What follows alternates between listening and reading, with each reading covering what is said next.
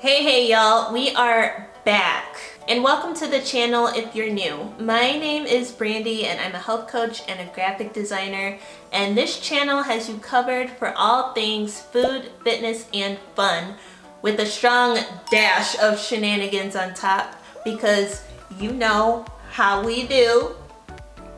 And today we are ending the debate on what it means to be vegan versus plant-based. Everybody just stop tripping for a sec and let's get some clarity. And let's remember there's a little thing called nuance along the way where people are free to transition out or into these phases. Cause Lord knows some of y'all vegan police are out here, and then we got the plant-based secret service creeping around different corners of the internet, and sometimes it's just a whole mess. So let's just clean up that mess.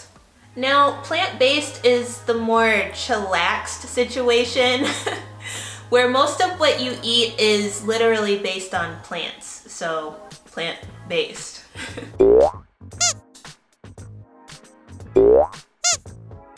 This doesn't mean plant exclusive or plants only. And it may not even mean vegan or vegetarian. So someone who is plant-based may still actually eat animal products and all kinds of meat. Shocking, I know.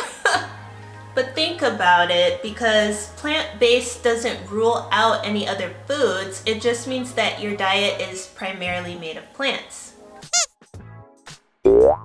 Now, a carnivore can't be considered plant-based because carnivores eat mostly meat, so they would be meat-based. I'm sorry, that just sounds so gross to me, but essentially they would be meat-based and not plant-based. Now, a person following a keto diet has limits on what kinds of vegetables and fruits they can eat because they have to focus on high-fat and low-carb foods. So a person following a keto diet could be plant-based, and it may even be healthier for them to do so, but it could be a little bit trickier. That doesn't mean it's not possible, it just means that they'd have to maybe figure out what fruits and vegetables work best for their diet. But they can be plant-based. So I'm gonna need y'all to drop a plant emoji in the comments down below if you were also grossed out when I said the term meat-based. Drop a plant emoji down below. Thank you. So when it comes to plant-based diets, I like to say that they're more chillaxed because they can cover a wide range of diets like vegan, vegetarian, flexitarian, keto, and more. The only criteria that matters is that plant foods make up the majority of the diet. However, if you eat processed foods, that doesn't automatically mean that you're not plant-based.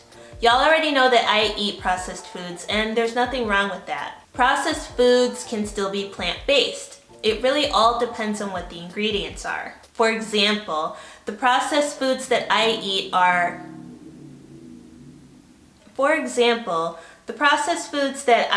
are high-protein plant-based sources because I'm vegan and I have macros to hit and gains to make. So things like tofu, seitan, protein powders, nutritional yeast. These are technically not things that I can just pluck off of a tree like an apple or pull out of the ground like a potato. These things require some sort of processing in order for them to be cooked and absorbed into the body properly to get the nutrients out of them. Now, ultra-processed foods, these are the foods that are just doing the most. So they have all kinds of additives and strange chemicals added to them for taste and color. So think about a block of tofu versus a vegan pizza puff, okay? Two processed foods, but two very different kinds of processed foods. You know what I'm saying? Now, something like a Beyond Burger patty is a processed food that can be eaten in moderation because it actually has a good amount of nutrition in it for the calories. And making a Beyond Burger at home is actually much healthier for you than eating something like a Big Mac. So there is nuance to consider, and of course you always have to consider your own personal health goals. Like, I cannot stress that enough. Even in all this, whether you eat a Big Mac or Beyond Burgers or whatever, it is important to keep your diet plant-based while also avoiding ultra-processed foods if you want that long-term health, which I would think everybody kind of wants long-term health. So if you eat 75% plant-based and 25% whatever you want, then that's still plant-based. And you can figure this out pretty easily for yourself by just looking at your plate at each meal. And then you decide how much of your plate is fruit, vegetables, and grains versus how much of your plate is ultra processed or not plant-based. So my vegan sushi plate, for example, everything on that plate is plant-based, obviously, with the tofu being minimally processed because it has to be cut and sliced and cooked and all of that. But that's an example of a really delicious plant-based meal. That meal just happens to be vegan, of course. So hopefully that clears things up a bit about being plant-based. So you don't have to be vegan to be plant-based. You can still eat meat. I don't recommend it, but plant-based doesn't mean no meat. Now let's talk vegan. A quick side note here is that many of you probably already know that you can be vegan and still have a crappy, terrible diet. Oreos are vegan. We all know that Ben & Jerry's makes non-dairy ice cream. There's vegan pizza puffs, vegan cheese, you name it! You name it! Look! You can be totally vegan and not have a recognizable looking plant on your plate at all. I don't recommend that either. I'm just saying. So vegan does mean no meat, and it does mean no animal products at all. But vegan actually means more than that. Much more, actually. Vegans also don't consume or purchase animal products or byproducts. Okay, quick story time. When I visit a bakery and I see those delicious looking granola bars with like goji berries and sunflower seeds and all these superfoods in them, I always ask if there's honey in them. And usually there is honey in bars like that. And so I have to pass on things like that because obviously bees make honey. And so therefore it would not be vegan because honey is an animal byproduct. So maybe, you know what I'm saying? Maybe one of my next recipes should be these like superfood granola bars that I always see that I want to try, but they always put honey in them. And Assist is just gonna figure it out. Assist is gonna figure it out, believe that. So y'all, I cannot even make this stuff up, okay? Like, this is real life right now. This is not fantasy. I am not making this up. But speaking of not reading labels and making mistakes, y'all, Assist has made a boo-boo. Let's just say that. Like, Assist has made an error. Assist has glitched, okay? So I went to Trader Joe's yesterday and I saw that they had this, it's called Reed's Craft Non-Alcoholic Ginger Beer. So I'm like, I love me some ginger. I don't drink beer, but non-alcoholic ginger beer, 0 sugar? I was like, yes, Assist will try this. Assist will go ahead and, you know, give a little taste test situation. I skimmed the label. I was really checking the nutrition facts to make sure that it was like really no sugar. And, you know, of course it was. But I didn't read the ingredients closely enough. I should have read them closely. But when I went to the refrigerator to actually try this, then I read the ingredients very closely. So I thankfully didn't actually drink this yet because it has honey in it. It literally says natural flavors, and then they say what the natural flavors are. The natural flavors are pineapple, honey, lemon, and lime. Like, I'll be returning this. It's not perishable. It was just on the shelf, so I don't feel bad returning it. But Assist, Assist done made the mistake that she told y'all not to do. But I did read the label before I actually drank it. So I hope it's good for whoever buys this, but I don't know how this tastes, and I'm just gonna stick with my kombucha that does not have honey in it. So mistakes happen, but a worse mistake was also prevented because I actually read the label this time. I just should have read the label the first time when I was in the store, but I still didn't drink it, so there's still no honey up in this vegan body, okay? Just want to clarify. And anytime I'm filling out like a dietary restriction form when I'm traveling for work, I end up writing like a full paragraph and sending a separate email because I want to make sure that there's no honey or dairy or egg in whatever meals that they're considering making for me. Because people are still out here thinking that egg and cheese and fish is considered vegan, and so, you know, Assist just does not have time, and so Assist just clarifies and lists out all the things that I cannot eat, including animal byproducts. It shocks me as to how many people in the food industry still don't know what veganism is when it comes to food.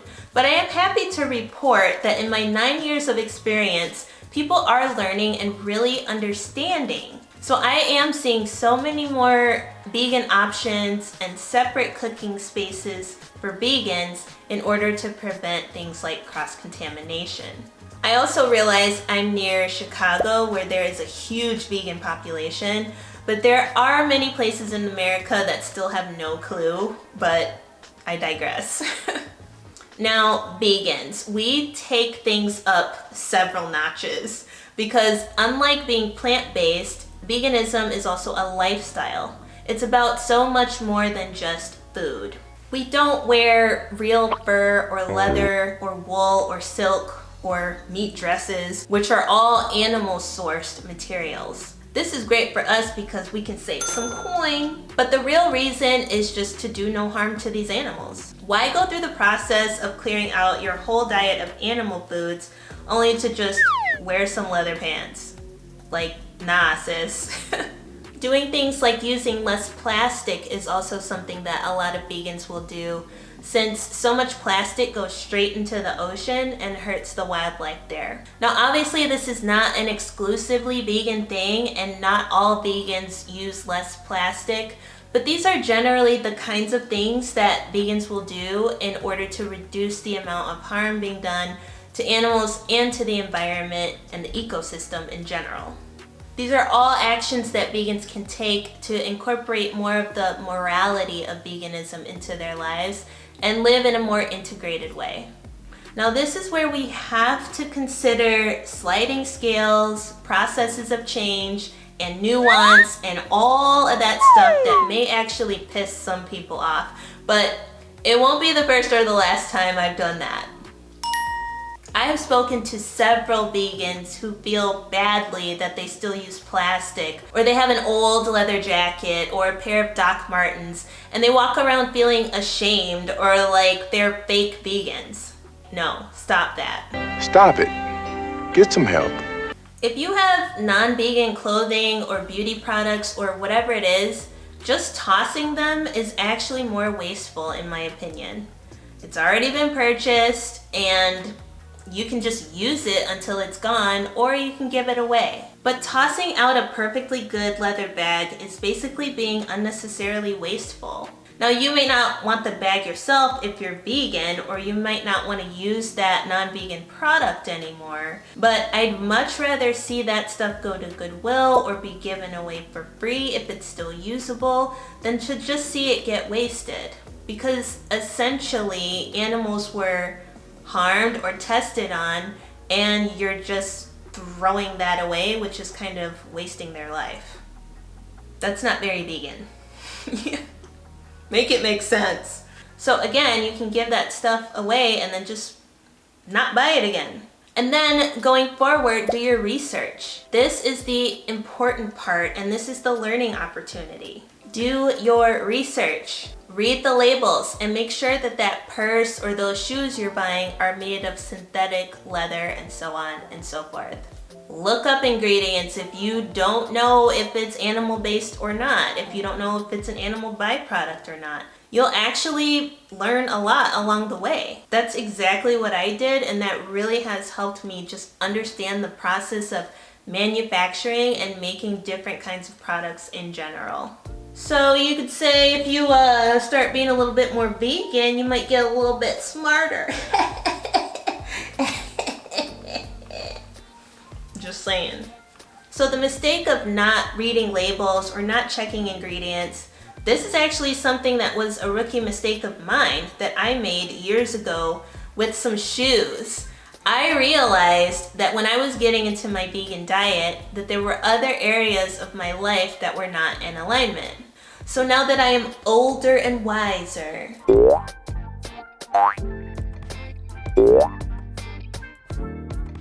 I know what to do going forward. But overhauling your life to a vegan lifestyle, it does take time. And if that's something you want from now on, you're going to have to ignore everyone who's gonna have something to say about your makeup brush that's not synthetic, or your face cream that was tested on animals. Like, you're just gonna have to move at the pace that works for you and work with the stuff that you already have. Because you don't want to be wasteful in the process, but you can make better decisions moving forward. And I think that that's great. And just remember that nothing's going to cancel you from being vegan unless you're walking around eating Big Macs and margarita pizza and then saying what an awesome vegan you are. Don't do that.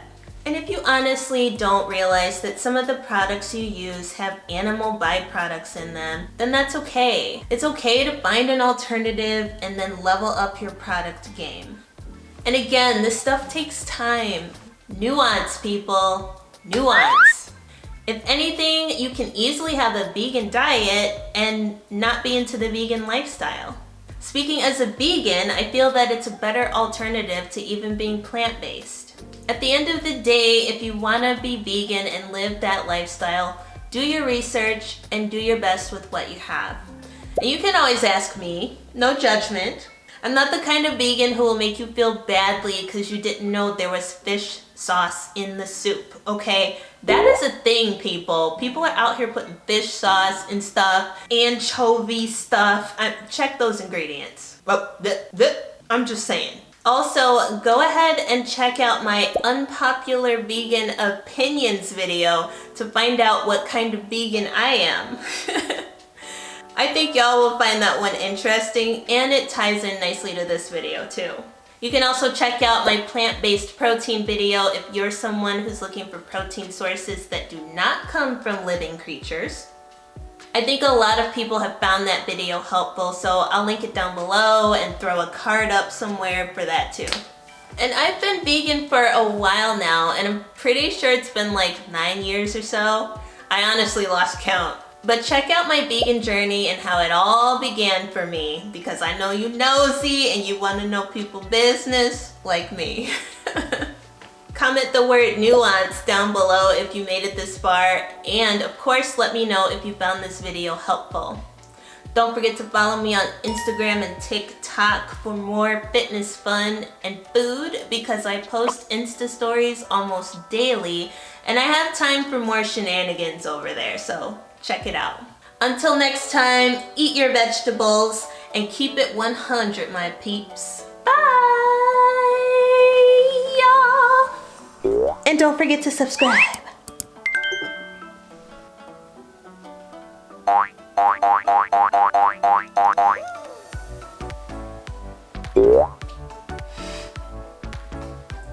That's a nice looking plant you got there, buddy. It's really growing. You got a little green paw.